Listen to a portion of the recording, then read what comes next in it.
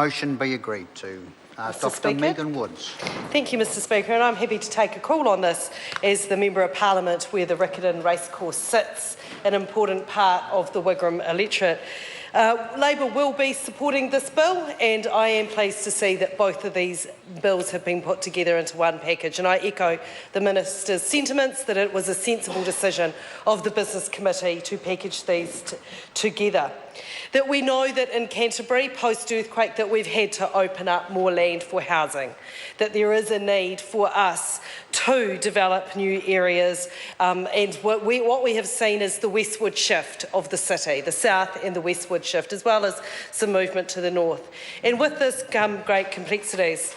What I would like to acknowledge in the course of this speech, Mr Speaker, is the proactivity of the local residents who live around the Riccarton Racecourse, who even before this legislation has been introduced, have already held a number of meetings around this. I've been involved in a number of meetings with both the local residents, the likely developer of the land, and the board and members of the Riccarton Racecourse itself, to talk through some of the issues and some of the reservations that may be held by the present residents around what having a new development on their doorstep means. And I think this is something that any community feels when there's a likelihood of a new development. And I'd like to talk through some of those very local concerns that come through.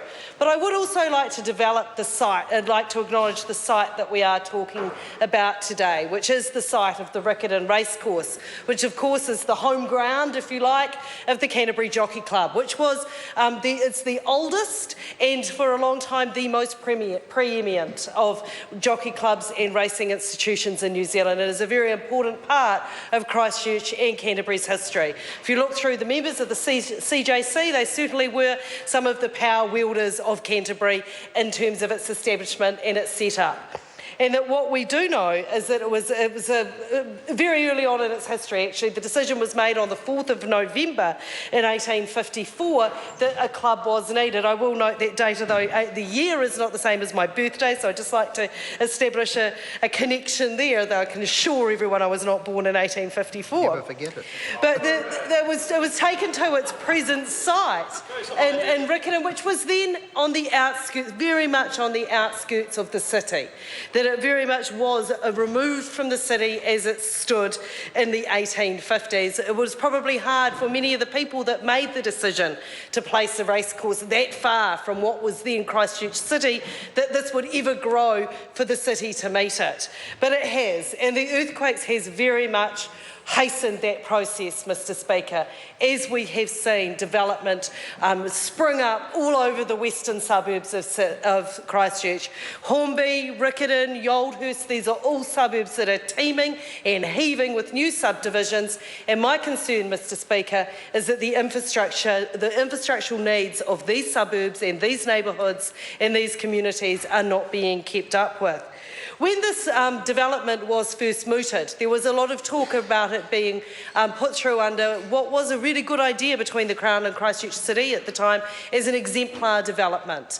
The Christchurch and Canterbury more generally was going to be rehoused through what were going to be known as exemplar developments, where the highest standards of urban design were going to be employed, where there was going to be a good proportion of affordable housing, where there was going to be well-defined transport links that would see these neighbourhoods in these communities be fit for the 21st century, and that they would see that these would be neighbourhoods that would survive the test of time.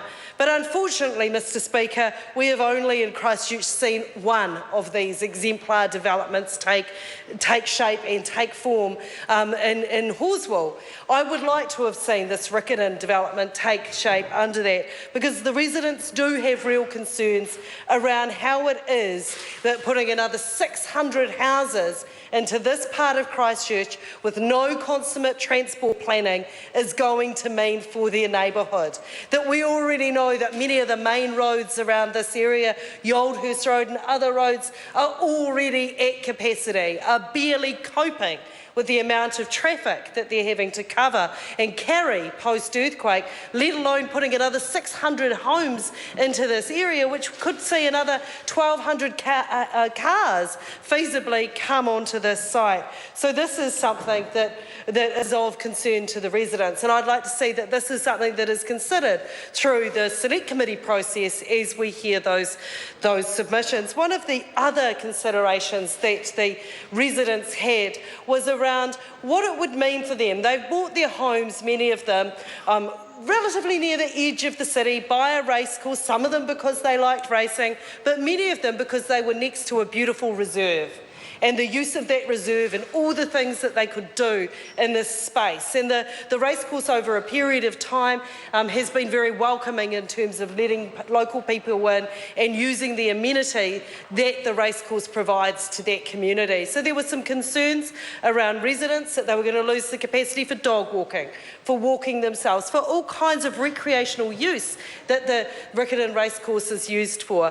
But I'm happy to say, Mr Speaker, that's something through the proactivity of the residents of this area that we've been able to talk through with the intending developer, with the racecourse, with the management and board of the racecourse itself, and to be able to see that, and residents that have been able to see that allowing this development to go ahead isn't going to impinge on their recreational enjoyment of the land that remains.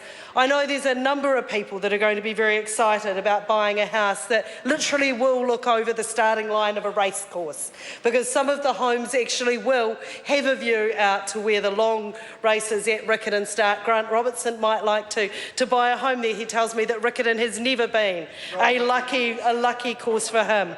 One of my very rare visits to the races, I put $1 each way on a nag from Burnham, and it paid 4 to 1, Grant. So I might need to take you 4 to 1. I might need to take you to Riccarton one day and show you what a lucky course that can be, Mr Robertson. But one of the things that we really do have to consider in this, that the government's talking about this being part of the plan for affordable housing in Christchurch and in Canterbury. But this really comes back, not just in Canterbury, but what it is that this government thinks is affordable housing. $450,000 is the benchmark that is being set here. For many, many, many Cantabrians, $450,000 to get into your first home is simply unaffordable. This is a government that is setting its definitions of what affordable is outside the reach of ordinary New Zealanders. And this is being encompassed in this bill. So when this government talks the big talk about affordable housing being available on this site, let's bear in mind what that is and think about what the mortgage repayments would be for someone on an average wage and whether it's affordable. And for most people, that will simply be out of their reach, Mr Speaker. So I am eager, as the local Member of Parliament for this area, to keep a strong engagement that we've already begun before this legislation has even reached the floor of this House with the local residents, with the racecourse and with the probable developer, around what it is that we can do to make this part of an already established and strong community. Because my part of Christchurch has had the opposite problems of many parts of Christchurch. It's not about people moving out. In my electorate, it's about people moving in. And my challenge as a local member has been around how we can retain community, how we can retain strong neighbourhoods, and how it is that we can make sure that as the need for development caused by the earthquakes occurs, that we don't lose the good that we've got.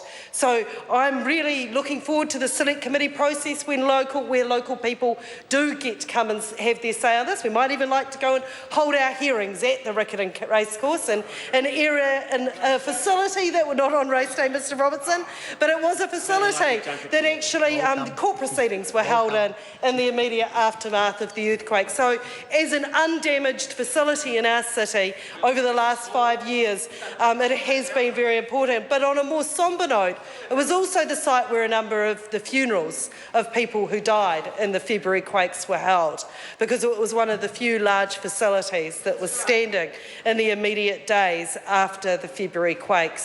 So it is an important part of the history of our last 5 years. It's an important part of the history of Christchurch more generally, and I want to see it be the best possible development it can be for the existing community. I'm happy to commend the bill to the House, Mr Speaker.